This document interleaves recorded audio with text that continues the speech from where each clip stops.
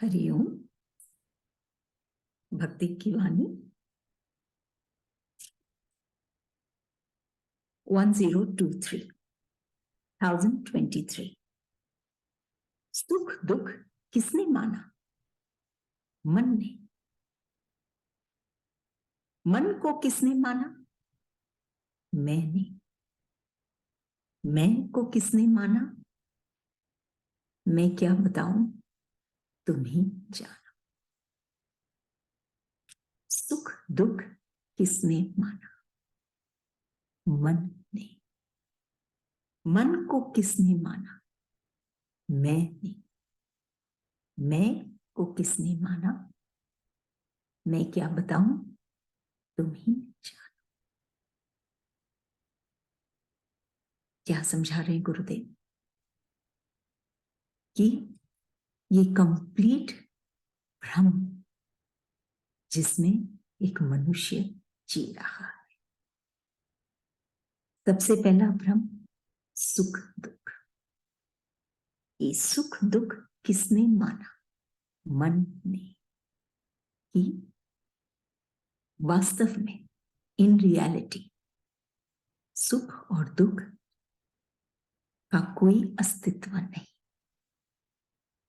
कई बार ये भी सुनते हैं कि दुख तो एक बुलबुला है। सुख भी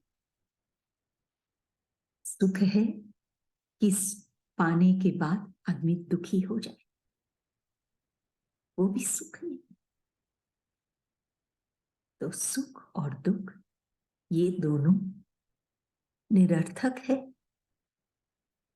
और वास्तव में इसका कोई वजूद नहीं है। मन के हिसाब से कुछ सही होता है जिसको हम अनुकूल भी कहते हैं, तो सुख नहीं होता है प्रतिकूल, तो दुख।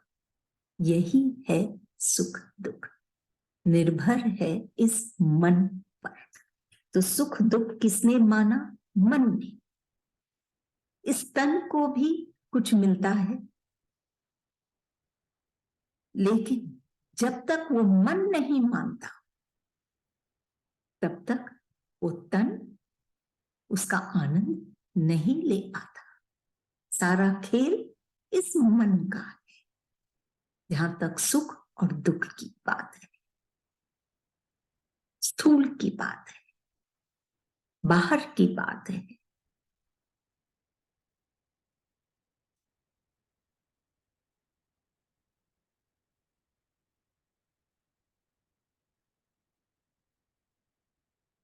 मन को किसने माना? मैंने। ये बात बहुत जरूरी है कि अभी ये समझे कि ये सुख दुख सारा कारण ही, ये सुख दुख का कारण ही ये मन है। लेकिन मन को किसने माना? कि ये मन को कौन माना, कौन अपना बनाया? गुरुदेव कहते हैं मैंने। यहीं पे वो गलती है। सुख दुख भी ये मन के कारण कष्ट दे रही है, और अब ये मैं भी, ये मैं के कारण ये मन भी कष्ट दे रहा है। कि ये मन को किसने माना? मैंने। ये जो मैं है ये क्या है, कौन है, और कहां है? ये मैं वो भ्रमित मैं है जिसके कारण ये तन से जो जुड़ा मनुष्य है अपने आप को समझता है कि मैं ये हूं, मेरे पास ये है, ये और ये मैं। इस मैं के कारण ये मन भी भ्रमित है।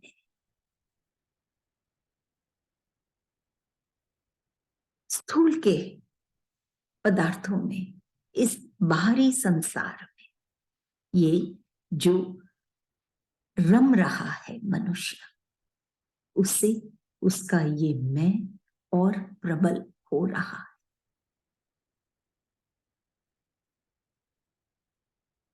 और मन पर भी इसका प्रभाव पड़ता है कि मन को किसने माना? ये मैंने। अगर यही मैं, ये भ्रमित वाला मैं नहीं होके वो मैं होता जो वास्तव में वो प्राणी है, जो स्थूल में रमने वाला नहीं, बल्कि उस सत्य अनंत से जुड़ने वाला, रमने वाला मैं है, तो ये स्थिति ही नहीं बनती कि ये मन कभी दुखी करता है, कभी सुखी करता है। तो मन को किसने माना? मैंने। और मैं को किसने माना कि ये जो मैं है, ये अहंकारी वाला मैं, ये फॉल्स वाला मैं, जो वास्तव में है नहीं, उसको समझना कि मैं ये हूं। ये जो मैं है, इसको किसने माना? किसने बनाया इस मैं को? किसने जागृत किया इस मैं को? गुरुदेव कहते हैं, मैं क्या बताऊं, तुम ही जानो। कि ये स्थूल में रमने से, इस संसार में रमने से, जैसे जैसे वो इंसान बढ़ता है और इस स्थूल में जुड़ता चला जाता है और ईश्वर को भूलता चला जाता है, तो बाहर में जुड़ने लग जाता है। ये स्थूल पदार्थों में, धन में, जो असत्य है, जो टेम्पररी है, परिवर्तनशील है, जो हम देखते हैं आज है कल नहीं, जो टूट जाता है, ऐसे में और प्रबल होने लगता है। तभी गुरुदेव कहते हैं, मैं क्या बताऊं, तुम ही जानो। जब तक वो मनुष्य किसी संत के शरण में नहीं बैठेगा, कोई गुरु के गोद में, चरण में नहीं बैठेगा, तब तक वो ये नहीं जान पाएगा कि वो इस भ्रमित मैं से जुड़ा है, और इसीलिए सुख दुख उसके ऊपर, उसके मन पर, मन जो ईश्वर का है, जहां ईश्वर को विराजमान होना चाहिए, ईश्वर वो प्रेम, वो आनंद, वहां पर सुख दुख का बोलबाला है। जब तक वो संत के पास जब बैठता है, तब वो ये चीज महसूस करता है, समझता है, जान पाता है, और फिर वो इस मैं से उठकर उस मैं में जो उसका अस्तित्व है, जो वास्तव में वो है, ये आइडेंटिफिकेशन कि मैं कौन हूं, उसके साथ और कई क्वेश्चंस आते हैं, कहां से आया हूं, कहां जाना है, कई चीजें, लेकिन बेसिकली मैं कौन हूं, ये जो आइडेंटिफिकेशन वो पाता है, तब जाके उसका जीवन सुंदर बनता है। नहीं तो ये मन उसको हर वक्त दुखी ही करता रहता है। सुख भी तो समय विशेष के, लेकिन ये उसका जो स्वरूप है, उसका जो अस्तित्व है, उस मैं में जोड़ने से कि वो एक्चुअली कौन है, कि मैं कौन हूं।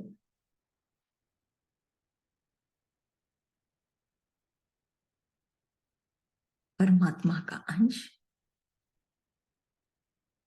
अनंत में ही समाना है। ये जो उसकी समझ में आएगा तब उसका जीवन सुंदर बनेगा। भक्ति की वाणियां है, भक्ति कर रहा है इसीलिए कि उसका जीवन भीतर से भी सुंदर बनता जाए, जिससे वो शाश्वत आनंद पाए जो बाहर में वो नहीं पा सकता। जैसे अपने पहले भी चर्चा की कि ईश्वर का प्रेम समुद्र के जैसा है। इसकी शुरुआत तो दिखती है, हम खड़े होते हैं तट पर, बिगिनिंग ऑफ द ओशन दिखता है, लेकिन इसका अंत नहीं दिखता कि कहां जाके ईश्वर का प्रेम का अंत होता है, ये नहीं दिखता। अनंत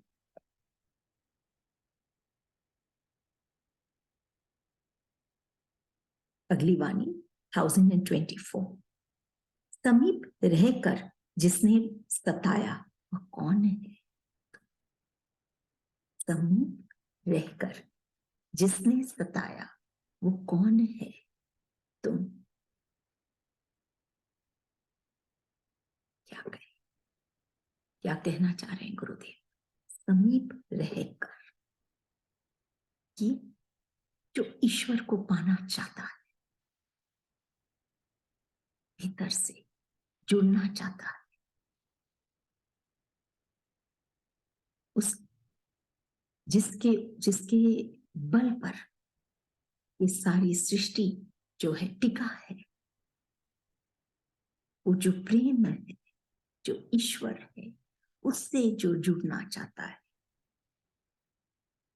ऐसे भक्त की स्थिति, इस समीप रहकर जिसने सताया वो कौन है? वो ये बात समझता है कि ईश्वर उसके सबसे करीब है, निकट है, समीप है। ये बात ईश्वर कहाँ है, कौन है, भक्ति की बात है, उसमें ईश्वर मेन है।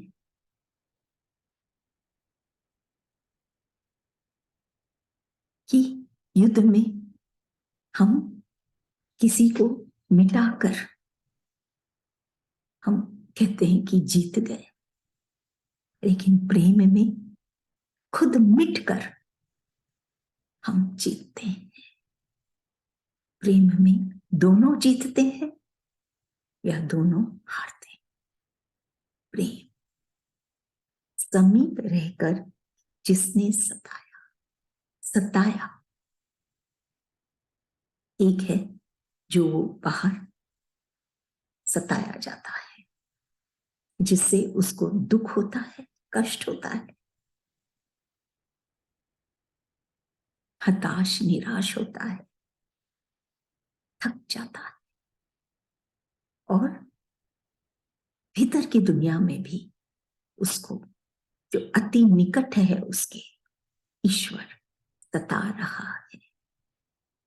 लेकिन अंतर ये जो है उसमें बेचैनी है, लेकिन वो बेचैनी उसको चैन देती है। ये ऐसा है, ये प्रेम ऐसा है ईश्वर। इस समीप रहकर जिसने सताया कौन है? भीतर में भी वो सता रहा है, वो भक्त उससे दूर नहीं रह पा रहा, उसको पाना चाहता है, उसमें समाना चाहता है। बाहर में जो सताता है उससे वो दूर हटना चाहता है। भीतर में जब कोई सताता है, और वो हो सकता है सिर्फ ईश्वर एक भक्त के हृदय में, तो वो उसके और समीप जाना चाहता है कि समीप रहकर भी ईश्वर उसको सता रहा है। ये क्या विडंबना है। तब वो कहता है ईश्वर से कि तुम हमसे शीघ्र ही मिलो, दर्शन दो। ये तीव्रता, ये बेचैनी जो ईश्वर उसको सता रहा है, वो ईश्वर के और करीब ला रहा है। इतना करीब कि फिर ईश्वर उससे दूर नहीं।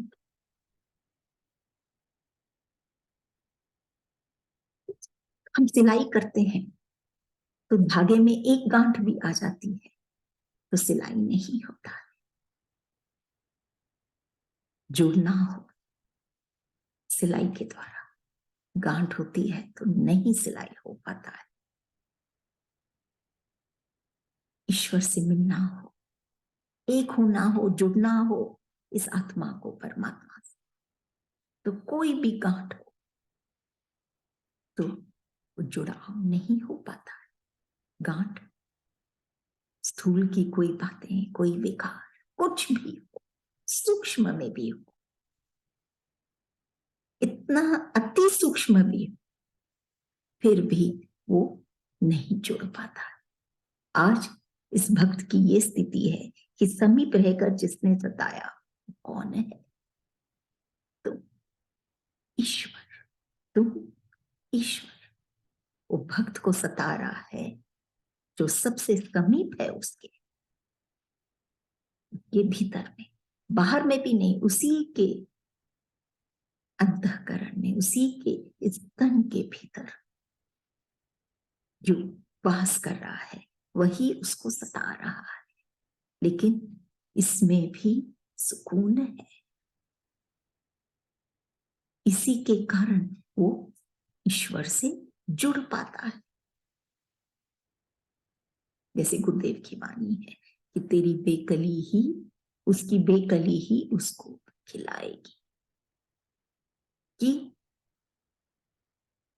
ये स्थिति को हम जिए, मरने के पहले, मरने से पहले हम जिए कि हम we live before we die. अभी जो समय मिला है हम जिए,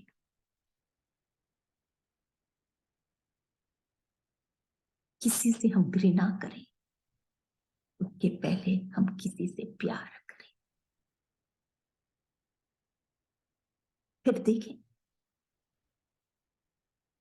कि हम घृणा कर पाएंगे कि नहीं। प्रेम का रास्ता जो वो भक्त के भीतर में तय कर रहा है, वो भक्त, वो सीधा भी है और उलझा भी है। बुद्धि से चलेगा तो उलझ जाएगा,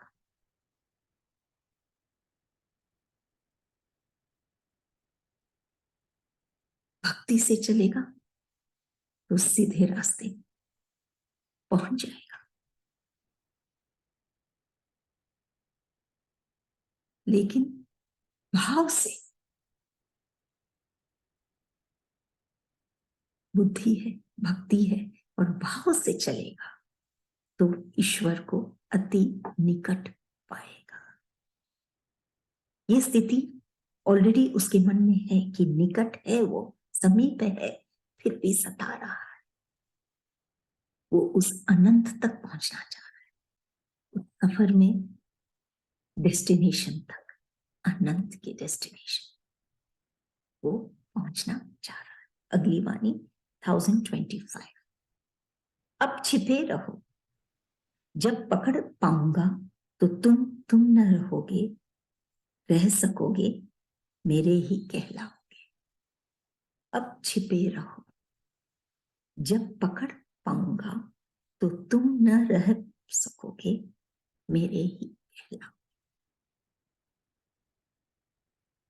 कि आज तुम ईश्वर छिपे हैं, दिखते नहीं, कभी कभी महसूस होते, अनुभव में आते, फिर छिप जाते। ये मन जो बाहर दौड़ने लग जाता है, फिर छिप जाते हैं ईश्वर। लेकिन वो भक्त को ये बात का विश्वास है कि जब पकड़ पाऊंगा तो तुम न रह सकोगे। उसको विश्वास है कि आज नहीं, लेकिन मैं जरूर ईश्वर को पकड़ पाऊंगा, ईश्वर तक पहुंच पाऊंगा। ईश्वर की ही कृपा से, ईश्वर की ही ताकत से।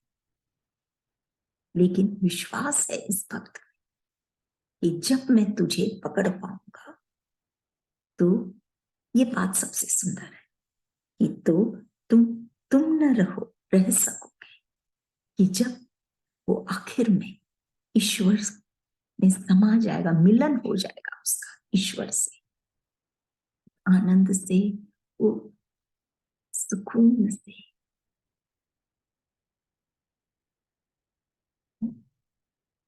तब तुम तुम न रह सकोगे।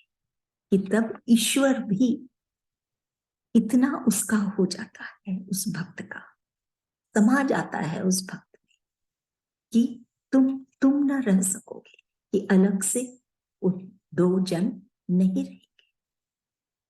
तुम तुम न रह सकोगे, मेरे ही कहलाओ। कि वो ईश्वर भी फिर भक्त का ही हो जाता है। और इसके उदाहरण हम अनेक देखते हैं, जानते हैं, जो सालों से हम सुनते आ रहे हैं कि ईश्वर ही नहीं रहते, भक्त के ही हो जाते हैं। ईश्वर सिर्फ प्रेम है, जो उस प्रेम में समा जाएगा उसी का वो प्रेम हो जाएगा, उसी का ही ईश्वर हो जाएगा।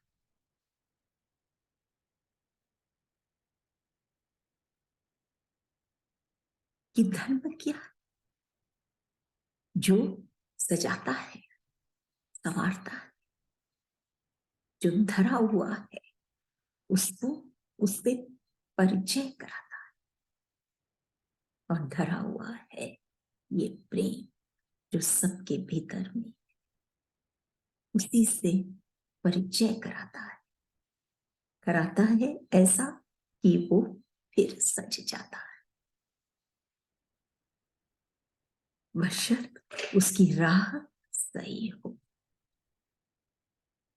सिर्फ बाहर के कर्मों में, बाहर की बातों में अगर हम ये सफर तय करना चाहते हैं जहां वो भक्त सजता है, तो ये उसका भ्रम है। वो भाव में आना पड़ेगा। भक्ति से भी वो पाता है, लेकिन भाव से वो अति निकट कोई क्षण ईश्वर को पाता है।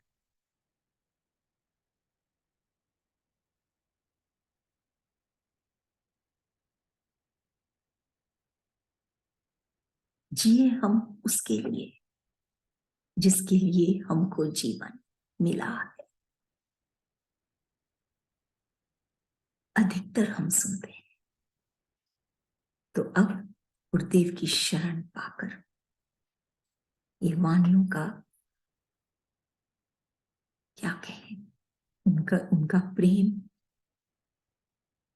उनका अनुभव को पाकर हम ये तो अब इसमें समा जाए कि हमको सिर्फ ईश्वर के प्रेम की तरफ ही वो जीत है, जिसमें भक्त और ईश्वर दोनों ही एक हो जाते हैं। देवानी 1026। एकांत में भी कांत न मिला, अशांत मन कैसे शांत हो। एकांत में भी कांत न मिला, अशांत मन कैसे शांत हो। एकांत बहुत सुंदर शब्द। ये शब्द सुनने मात्र से एक अलग स्थिति पैदा हो जाती है भीतर। एकांत, और खास बात कि उसमें कांत भी है, कांत प्रभु ईश्वर। तो एकांत में कांत है, लेकिन एकांत में भी अगर कांत न मिला तो कैसे शांत हो पाएगा? बाहर के कितने ही स्थूल पदार्थों का हम इकट्ठा कर लें, फिर भी वो शांति तो कांत ही दे सकता है। ये हम सबका अनुभव। शांति तो उसी के शरण में, चरण में है। अब गुरुदेव कह रहे हैं कि एकांत में भी कांत न मिला, कि ये जो एकांत की ये जो अवस्था है, इसको हमको समझना है कि एकांत सिर्फ अकेले बैठना एकांत है, या हो सकता है हम कांत के साथ भी बैठे हैं, वो एकांत है। वास्तव में एकांत वो है, एकांत है लेकिन कांत नहीं मिला तो कहीं ना कहीं कोई गलती है। एकांत वो स्थिति है जहां मन में वो विवेक ऑलरेडी जागृत है और हृदय सागर में ईश्वर को पाने का, उस गहराई में उतरने का मन है। इस हृदय आकाश में, उस शून्य में भी उसको पाने की इच्छा है। एकांत जब ये विवेक जागृत हो चुका है, कांत को का रस हम पा चुके हैं, तब हम एकांत में बैठते हैं तो कांत मिलता है। नहीं तो हम एकांत में बैठ भी जाते हैं अकेले, जहां कोई शोर नहीं, बाहर की कोई बातें नहीं, लेकिन कांत नहीं मिलता। कांत तो तभी मिलेगा जब हमारा मन, बुद्धि, चित्त, अहंकार सब कुछ, सिर्फ ये स्थूल नहीं, शरीर नहीं, सूक्ष्म शरीर और उससे भी गहराई में हम जाएं, तब हम जाके एकांत में हम कांत को पाएंगे। और बिना कांत को पाए शांति नहीं, ये गुरुदेव कह रहे हैं। अशांत मन कैसे शांत हो? इस मन को शांत करना हो तो एकांत में कांत मिले, सिर्फ एकांत नहीं, एकांत में कांत मिले, तभी ये मन शांत हो सकता है।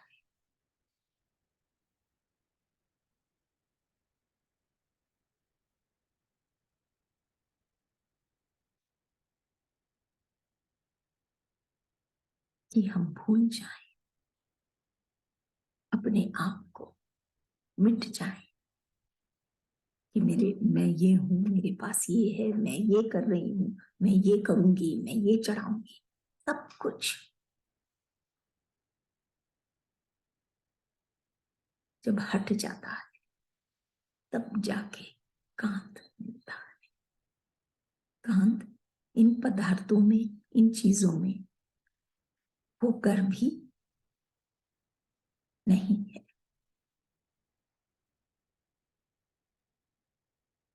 हम उनको पा सकते हैं अगर हम इन पदार्थों में नहीं जुड़े और उनको देखें।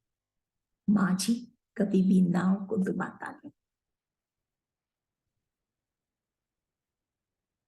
ईश्वर को पाएंगे एकांत में, कांत को पाएंगे तो इस मन में शांति। और यही शायद सब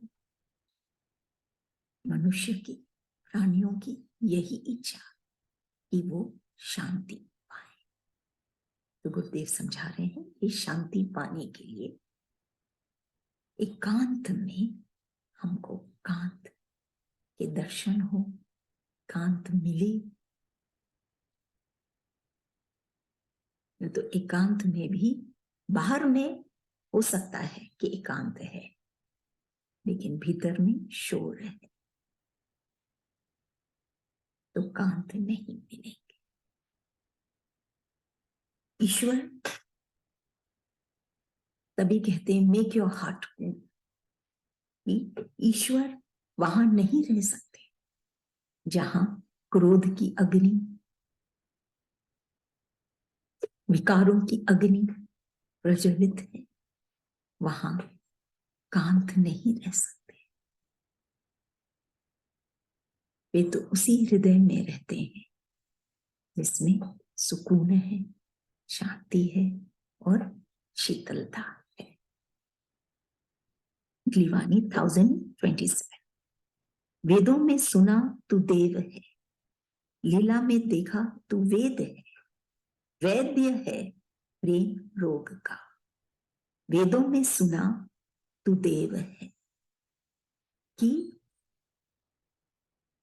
ये संत, तू ये संत, कि ये संत कौन है, कि इनके मुख से जो वाणी निकलती है वही वेद है।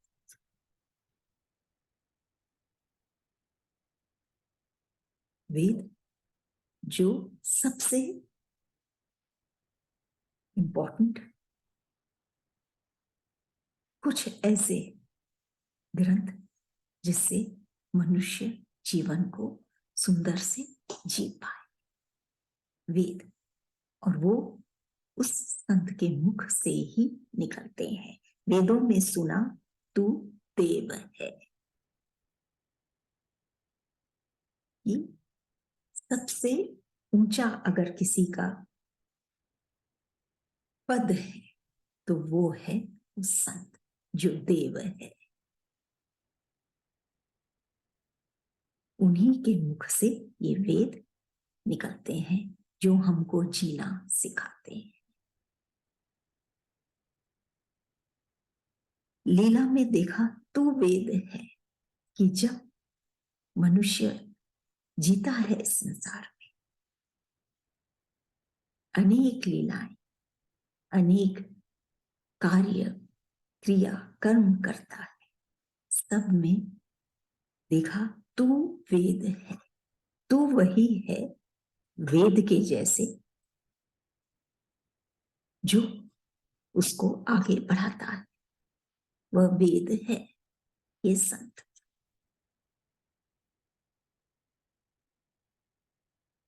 कि लीला में देखा तू वेद है, तो वेद संत है, और संत ये वेद है जो हमको आगे चलाते हैं, बढ़ाते हैं और रस से भरते हैं। वैद्य है प्रेम रोग का। ये बहुत सुंदर बात है कि वैद्य है प्रेम रोग का, कि जैसे जैसे वो इसकी शरण में बैठने लगता है वो भक्त, तो ये प्रेम रोग जो वो पाता है, कि प्रेम में वो, विशेष बात ये है प्रेम की कि प्रेम रोग भी है और प्रेम स्वास्थ्य भी।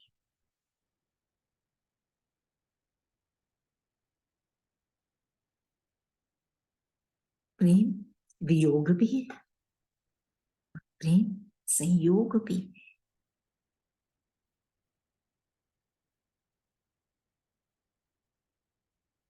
यही है प्रेम, इतना निराला विशेष, तभी वो खास है, कीमती भी है, जिसका की कोई कीमत नहीं, जिसका कोई अंत नहीं, और बहुत सहज है पाना, बहुत निकट है, हर एक के पास है।